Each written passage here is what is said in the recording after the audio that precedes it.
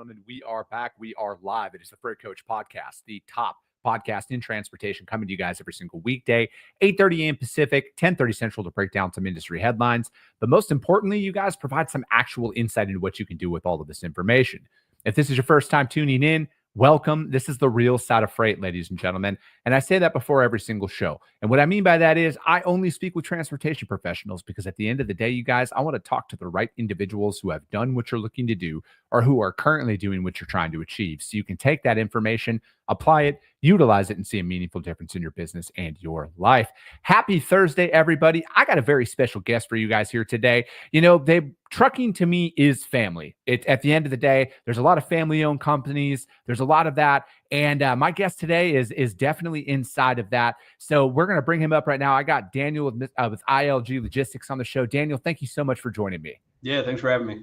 No, man, I'm looking forward to it. So, dude, how'd you get your start in freight, man? What brought you into this industry?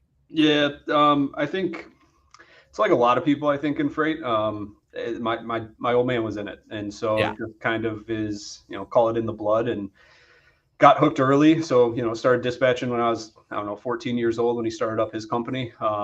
Did that on and off for a few years, went to college, did my own thing for a while after that, and then found my way back about 7.5 years ago. Mm-hmm. So when you came back in, man, and what was the big difference between kind of when you first started and then you going off to college and kind of coming back in? What did you notice the biggest change?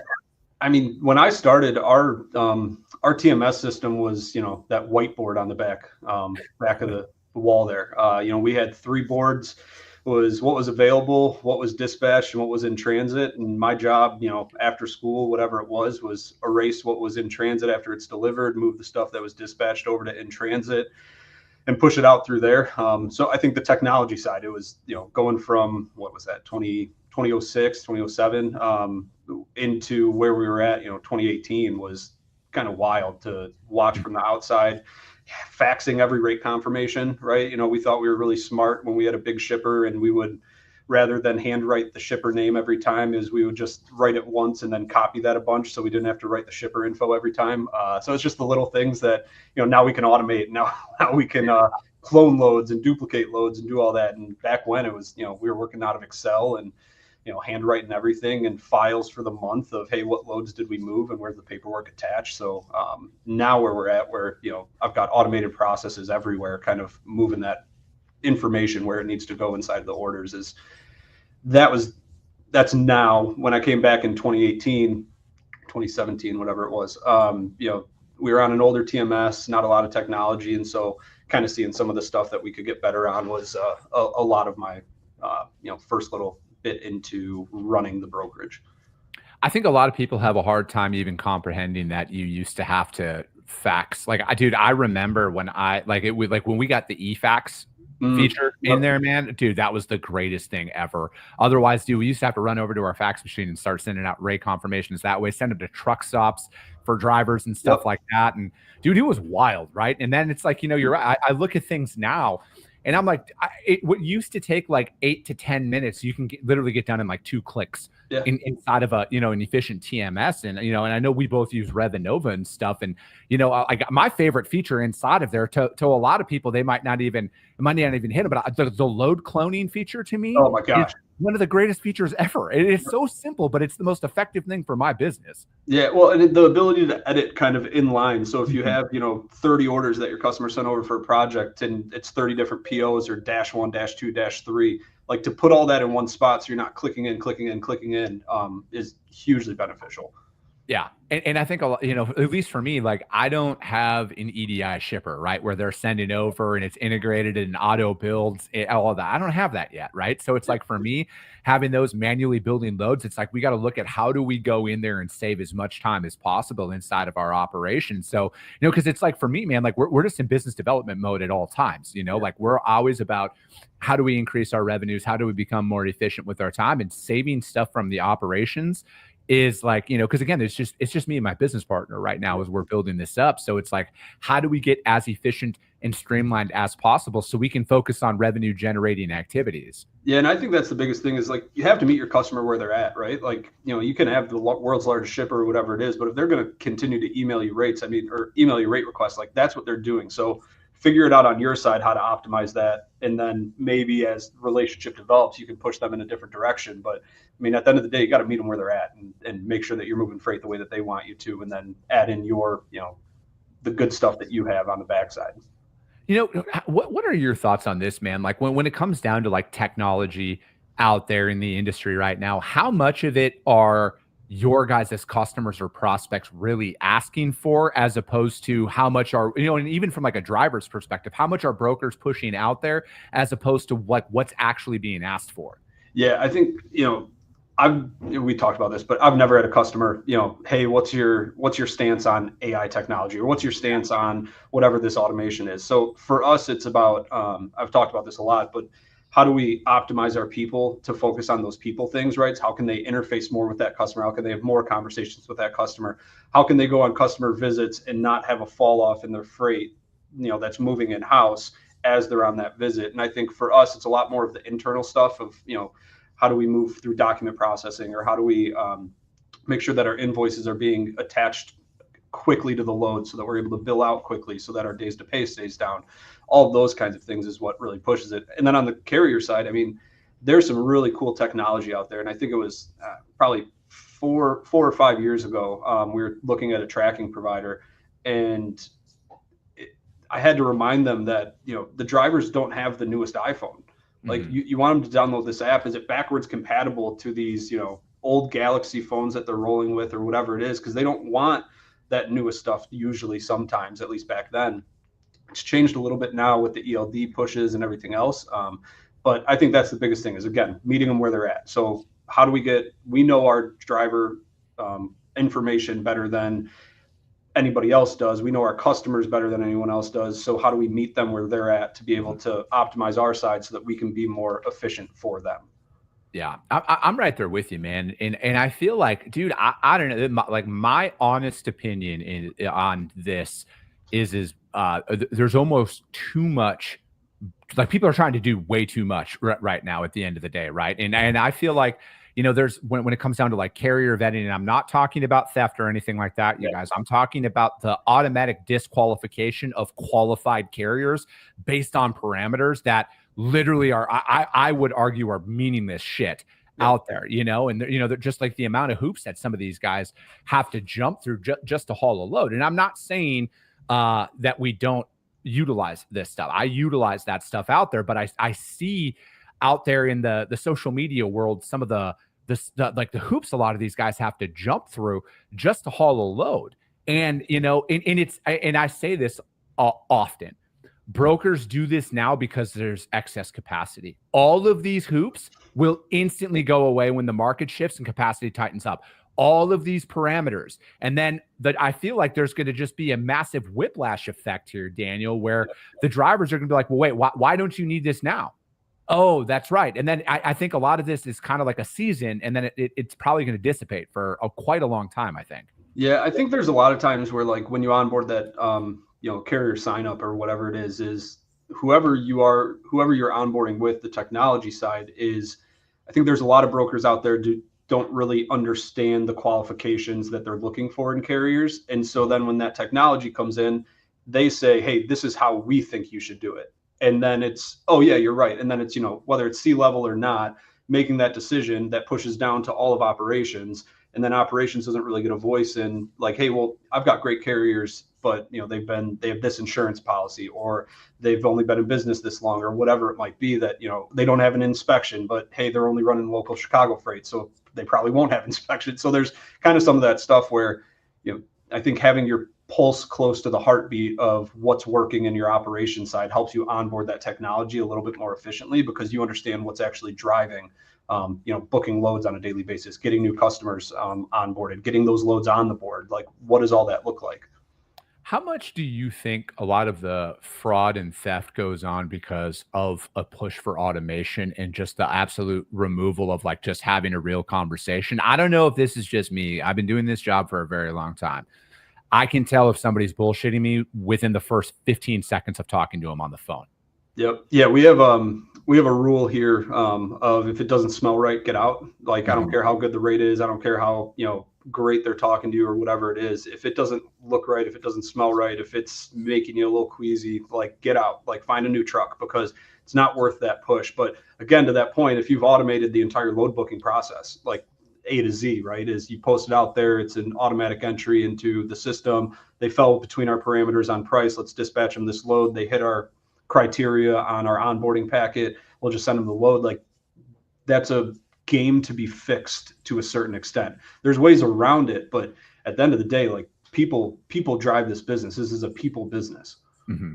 Yeah, I'm right there with you. I think like, at least from my standpoint, Daniel, we're going to automate to a point. Like obviously we have technology to streamline as much as possible, but like there are going to be a few hard stops for my company as we grow and scale. And it is going to be the push of the human to human interaction out there, because I feel like, I like it at it over the next 5 years when AI dialers and everything else just becomes the norm out there. Do you guys think like shippers aren't just going to implement their own and then every single sale, and then it's just going to go into a closed loop?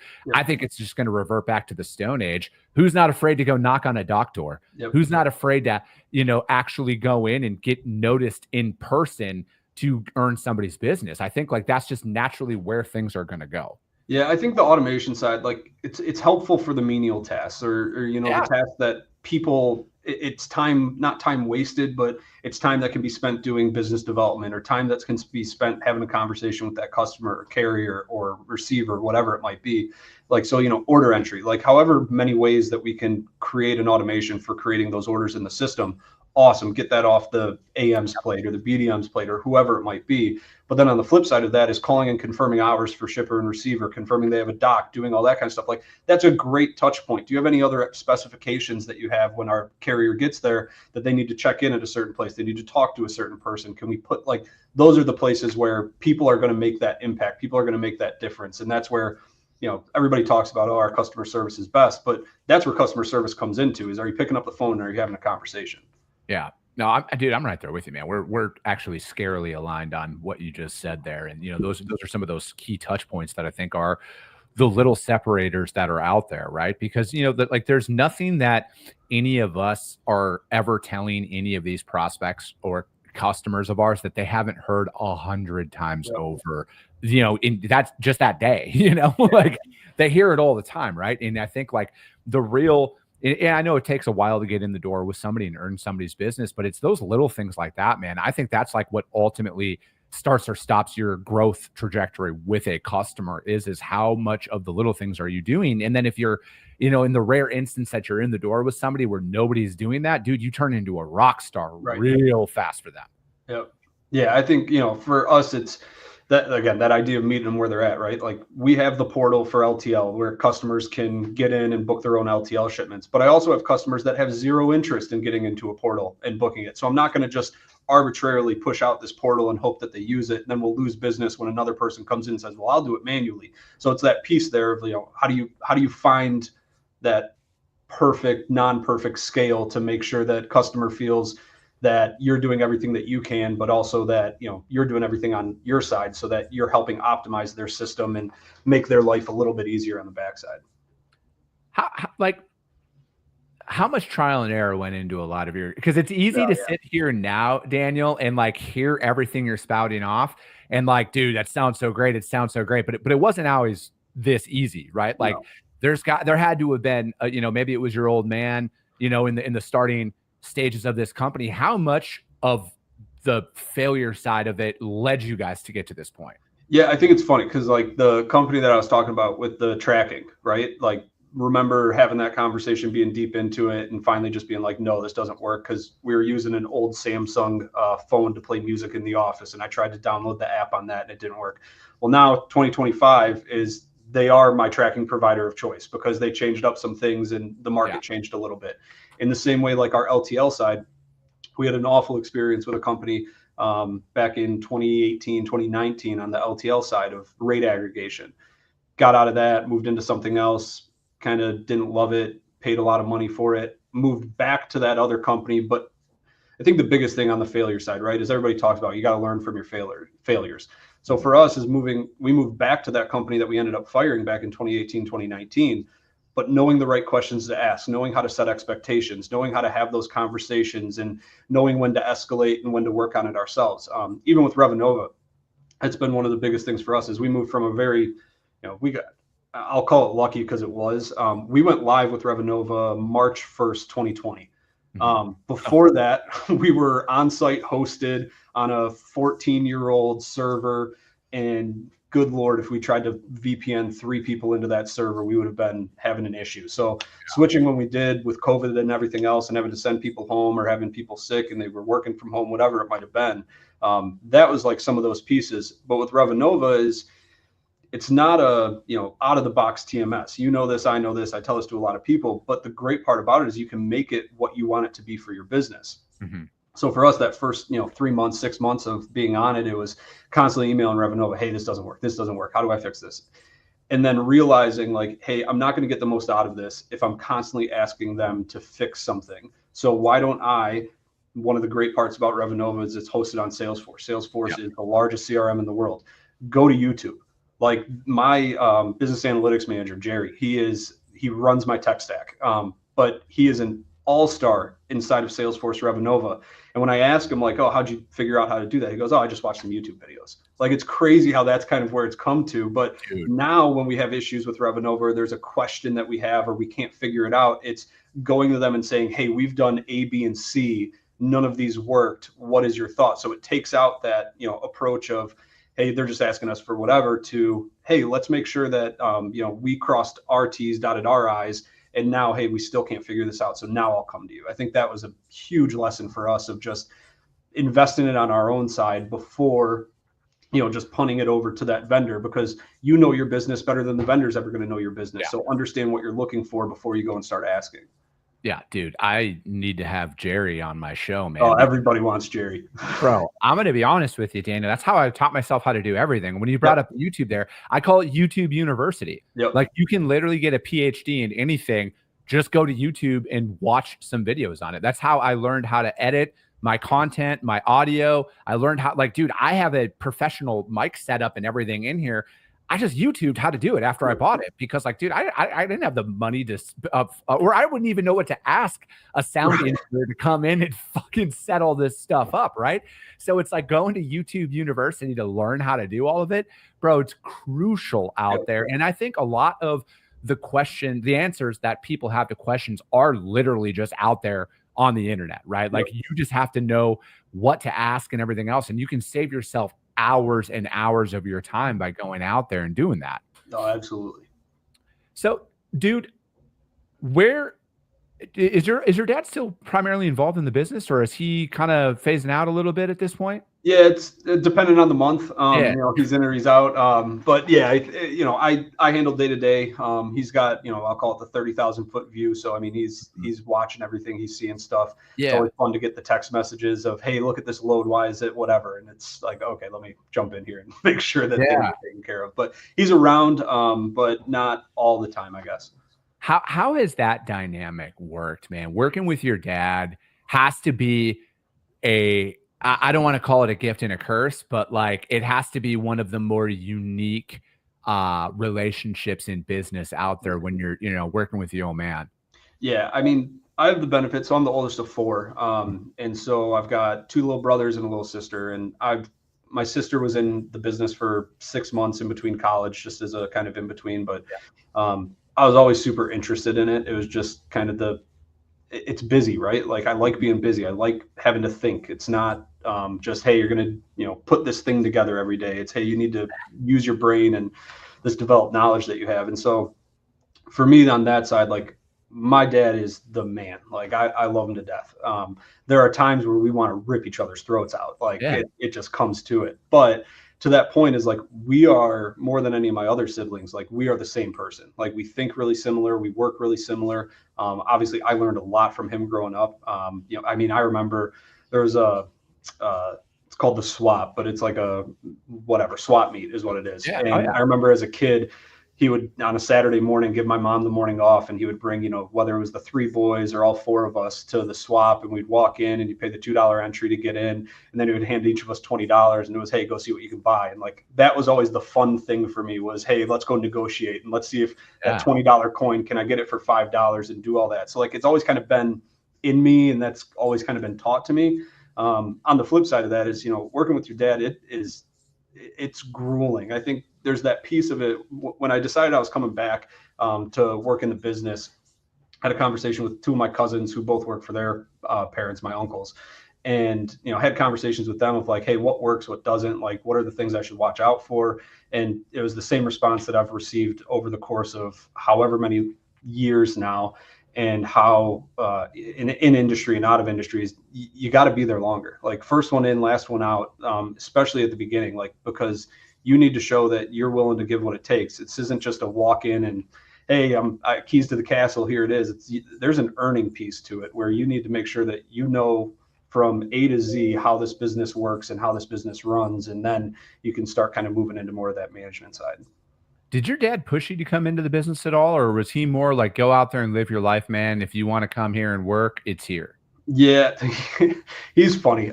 So I was 18 years old. I was looking at colleges, and I wanted to be a pastor. That's what I wanted to do. So I was looking at Bible school. So I remember we went to visit one of the schools, and we're talking with a professor, Don Perini, who happened to be my professor for a few years after that because I went to the school. And I remember Paul, my dad asked the question of him, like, hey, wouldn't it be really smart of Dan to get, a business degree, and a Bible degree, like, because they work so similar and this kind of stuff. And I'll never forget, Professor Perini looks at him and goes, well, Paul, if he wants to be a pastor, I don't know what use a business degree would be. And that was like when I knew, like, yes, like I'm coming here, because he just told my dad that he was wrong. So on the flip side of that, like, there was always the thought, I think, for him that it would come. I was so against it, basically when I turned 17, 18 years old, I don't want to be in business. I want to go work at the church. I want to do these things. And then kind of had a turnaround after doing that for a while of just, it wasn't enough. I wanted to be with more people. I wanted to have more of an impact on a day-to-day, and just found that when I started here. Yeah. No, I think that, it's an interesting kind of path, right? And because it's like you got to go back and I don't know, did your dad start the company when you were born, or did he start it before you guys were all born, or was it after? Yeah, so he was in freight from before I was born to obviously now, but so he was a W-2 employee at a brokerage from 1990 to 95. He went 1099, and then in 07 he started ILG Logistics. Okay. So yeah, man, it's like because I think back to when I first started, my company out of my bedroom, right? Like I was literally on a busted laptop on a folding table and all of that, and kind of starting out there. And it's the amount of work to get something off the ground and running, I think, is overlooked by a lot of people. And, you've seen it though from the beginning. It probably, and again, I'm not going to speak for you or anything, but it probably drives a greater appreciation for what it is now, because you saw day one. And not a lot of people understand what day one, year 3, year 5 even really looks like to get something off the ground. Because a lot of people start coming in after the financial stability, kind of the revenue stability is kind of already there. So it's like, what did you see, early on in those early days with your dad, of like, how much more of a respect for what you guys are doing now do you have because you saw that? Yeah, I think, that's the piece that I hold on to the most, right? Like the idea of continuing on with this business and doing all these things. Like there's a piece of it that is 1,000% for me, like trying to make my own mark, do my own thing. And that's my involvement in the TIA and involvement in cross industry. Like that's for me.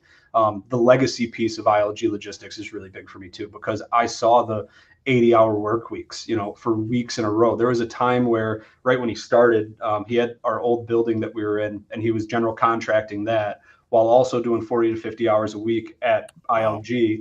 So there was, I remember weeks at a time where the only time I'd see him was like a Saturday night for dinner, because all day Saturday he's building out the office that he wants to move into.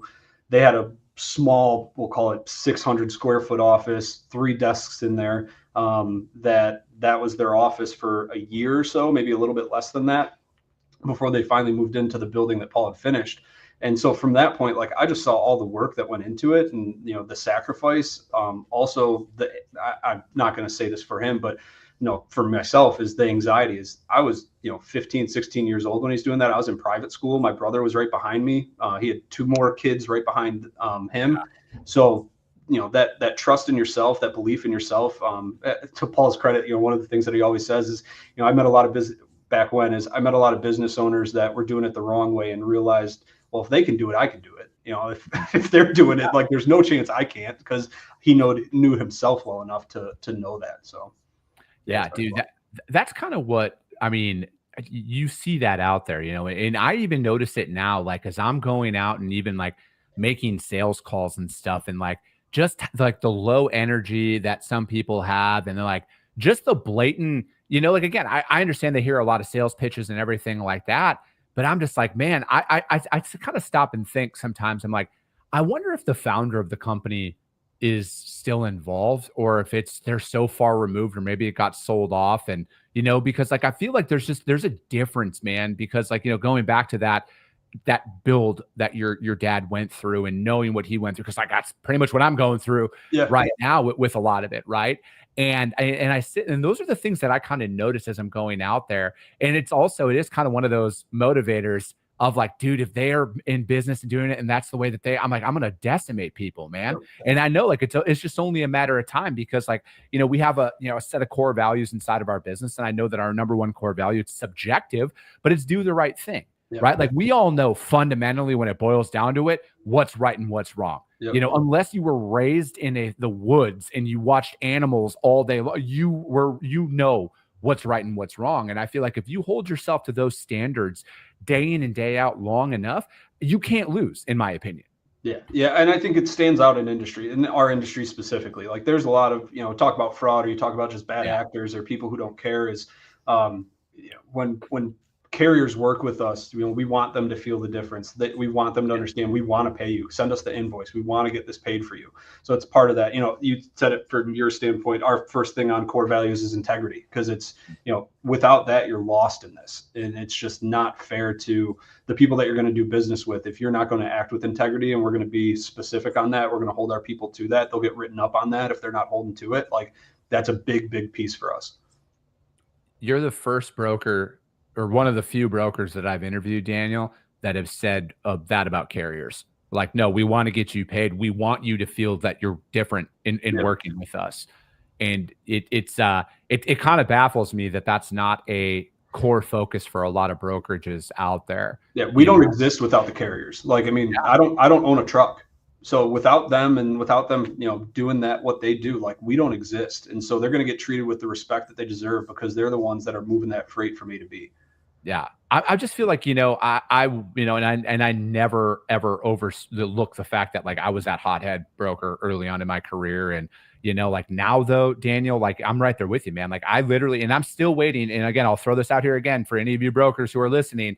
Bring me the business model where you make money as a freight broker without trucks. All right. I will invest right now, but ironically, nobody does that. And, it is such a core focus that I think is overlooked, because at the end of the day, man, I want to build up that consistency, right? Like, I know my customers love it when those same drivers or those same logos on the side of those cabs show up, because like, they have that positive correlation that goes along with it. Yeah. Yeah. Your relationship on our side, like, our relationship is typically with somebody in an office, right? Like, the relationship that you're building, if you're sending that same truck in to get loaded with the same freight, going from the same shipper to the same receiver on a constant basis, they're building a relationship with somebody on that dock. Like, you're doing the same thing. Dude, amen to that. Daniel, thank you so much for your time. I got to get you back on. I feel like there's a lot more than we can dive into on a lot of this stuff, man. But dude, how does anybody reach out to you? If you guys are hiring or anything like that, put all that stuff out there so people can find you guys. Yeah, you can email me. Our website, shipilg.com, as basic as it gets. My email, my info is all on there.